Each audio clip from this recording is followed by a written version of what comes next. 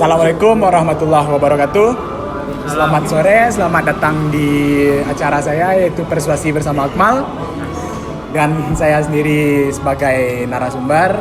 Perkenalkan, saya mahasiswa dari Ilmu Komunikasi Angkatan 20 dan saya akan melakukan speech ini dalam rangka untuk ujian tengah semester dari Public Speaking. Durasi video ini berkisar antara 10 hingga 15 menit. Dan topik yang ingin saya sampaikan adalah bagaimana cara menghargai lingkungan dimulai dari diri sendiri. Sebelum kita masuk ke dalam topik yang akan saya bicarakan, saya ingin menjelaskan sedikit riset dari NASA tentang perkembangan bumi dalam abad terakhir ini.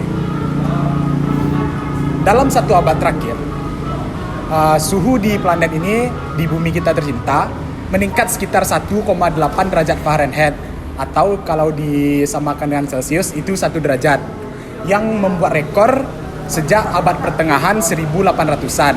Hanya ada satu rekor yang memecahkan tingkat suhu panas ini yaitu dari tahun 1997 hingga tahun 2003. Faktanya 14 tahun terakhir tercatat memiliki panas tertinggi di dunia.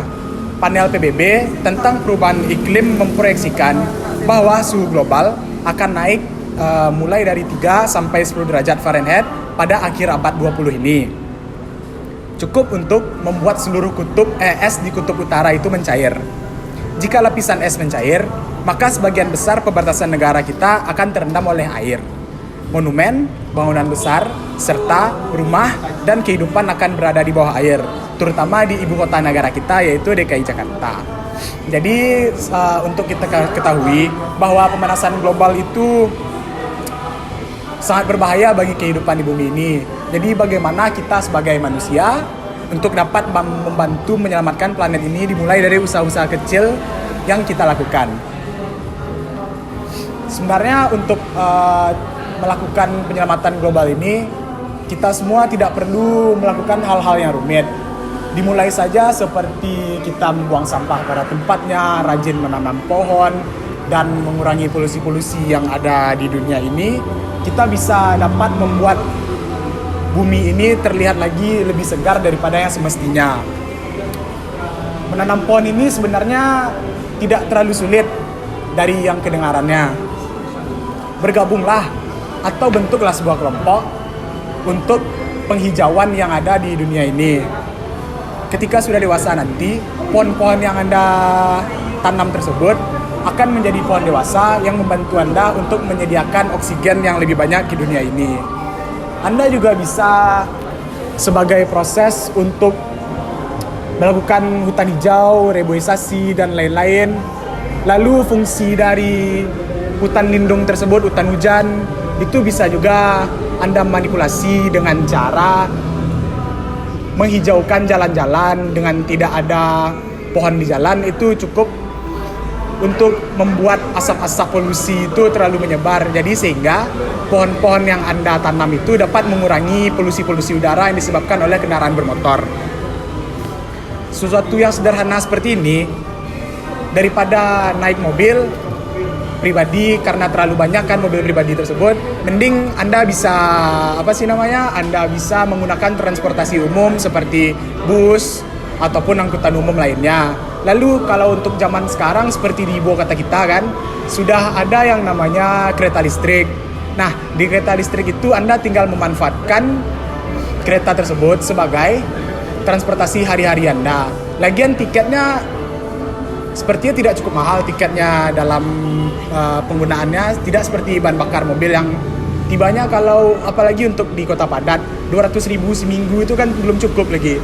Jadi Anda bisa menghemat polusi dan Anda juga bisa menghemat penggunaan uang pribadi. Selanjutnya ada gerakan gunakan kembali dan daur ulang. Cukup dengan mendaur ulang apa plastik-plastik yang sudah Anda beli sebelumnya, itu sama saja dengan membantu dalam menyelamatkan bumi. Kadang produk daur ulang ini dapat berguna untuk kehidupan sehari-hari kita. Contoh saja seperti paper bag yang untuk belanja. Daripada membuang-buang uang sekitar Rp500 sampai Rp1.000 untuk membeli per plastik setiap Anda belanja di mall, Anda bisa menggunakan paper bag ataupun tas-tas lainnya yang sudah ada di rumah untuk menghemat pengeluaran serta membantu penghijauan. Anda bayangkan kalau penggunaan plastik itu tidak bisa dihancurkan dalam waktu puluhan tahun. Plastik itu bahkan bisa ratusan bahkan ribuan tahun hanya untuk mencair di tanah. Lagian kalau misalnya di plastik itu dibakar, itu juga dapat menyebabkan polusi udara yang dapat merusak ozon. Oleh karena itu, lebih baik kita semua menyerukan bahwa gerakan daur ulang serta menggunakan kembali barang-barang yang sudah dipakai agar dapat melindungi bumi kita. Lalu kalau lingkungan ini kan terbagi atas dua, yaitu lingkungan biotik, lalu lingkungan abiotik. Lingkungan biotik itu sama seperti pohon, hewan, dan lain-lain yang memiliki kehidupan. Lingkungan biotik itu dapat menyeimbangkan ekosistem yang ada di dunia. Contoh saja seperti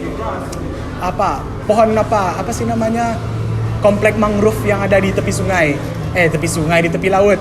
Itu dapat membantu untuk mencegahnya terjadi abrasi laut, abrasi karang, lalu juga dapat menjadi sebagai sumber kehidupan biota-biota kecil yang ada di sana seperti udang dan lobster. Anda dapat memanfaatkan pohon mangrove tersebut sebagai alat untuk peternakan dari hewan-hewan laut tersebut dan juga dapat membantu mencegah dari abrasi karang. Lalu selanjutnya saya akan membahas tentang abiotik. Abiotik tersebut merupakan seperti batu, tanah, dan air. Mereka itu sangat penting dalam kehidupan kita. Contoh, manusia, hampir 100% manusia menggunakan air dalam setiap harinya dalam berbagai kegiatan. Contoh seperti mandi, makan, minum, dan membersihkan barang-barang yang ada. Bagaimana jika air tercemar polusi? Tentu saja sangat berbahaya bagi kehidupan kita. Air bersih itu sangat diperlukan di dunia, terutama di benua Afrika sana. Mereka sangat kekurangan air bersih, hingga perlu membuat alat filtrasi untuk air. Oleh karena itu, daripada kita mensia-siakan air yang sudah banyak, lebih baik kita menjaga dan terus membudidayakan air tersebut tanpa berlebihan. Kalau untuk tanah, dalam menjaga kesuburan tanah itu, kita harus rajin-rajin menggemburkan tanah. Jangan biarkan tanah itu kering. Jangan biarkan tanah itu menjadi tandus. Karena tanah tandus itu tidak akan bisa ditanami oleh satupun pohon.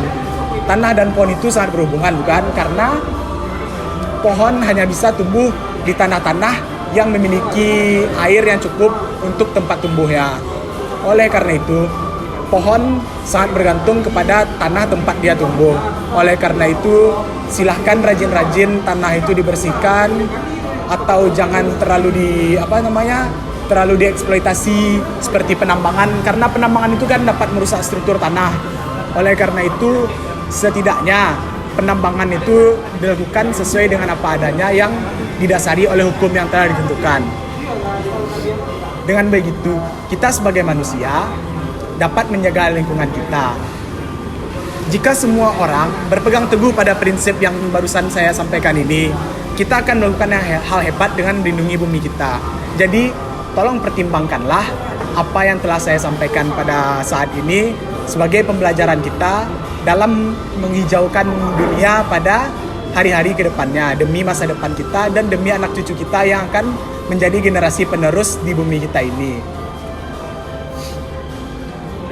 Oleh karena itu, kita harusnya mulailah dari diri sendiri.